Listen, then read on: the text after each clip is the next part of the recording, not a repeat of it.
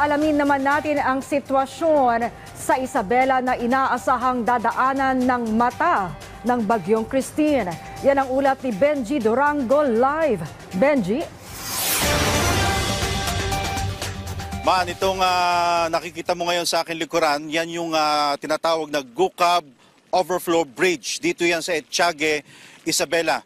Wala ka na makikitang tulay dahil natabunan na or naapawan na nitong umaapaw na ilog ng Cagayan o yung Cagayan River. Yang sa gilid, makikita ninyo itong tila bagay ruler. May sukat ito at sa nakikita ko ngayon nasa 45 to 46 feet na ang lalim nitong ilog. Sa tabi naman yan merong karatula, may nakalagay babala at nananatili raw na mapanganib ang ilog na yan.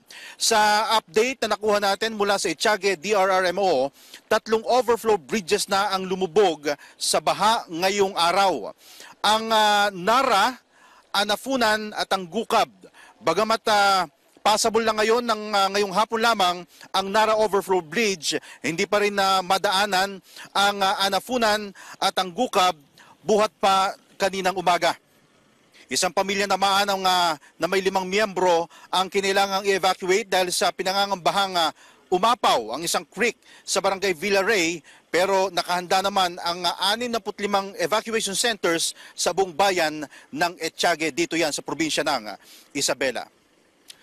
Ang bayan ng Etiague, Isabela ay inaasahan na dadaanan nitong bagyong si Christine. Kaya naman nakaantabay ang lahat ng opisyal buhat sa munisipyo down hanggang sa mga barangay tanod. Kanina nakita nga natin ang ilang mga opisyal ng barangay tanod nandito nagbabantay at magdamag daw sila rito na puposte para daw sa kapakanan ng kanilang constituent, ang kanilang mga kababayan. At kung hindi magbabago ang landas nitong bagyo, ay posibleng dumaan ang mata ng bagyo mismo dito sa Etiague, Isabela. Balik sa iyo, Man.